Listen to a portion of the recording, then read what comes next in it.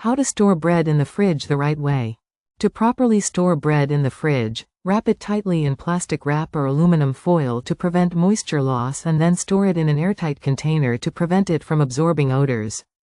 Let refrigerated bread come to room temperature before eating to improve texture, or toast or warm it in the oven for better flavor and softness, according to Cuppindy.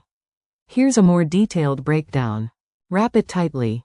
Use plastic wrap or aluminum foil to create a barrier that prevents the bread from drying out or absorbing fridge odors. Use an airtight container. This provides an extra layer of protection against moisture and odors, further extending the bread's freshness, suggests the kitchen.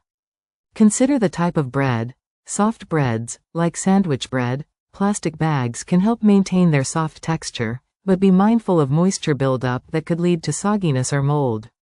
Crusty breads. Paper bags or cloth bags are better for preserving the crust, says Planet Packaging. Thawing and reheating. Thawing. If frozen, transfer the bread to the refrigerator a few minutes before you plan to use it. Reheating.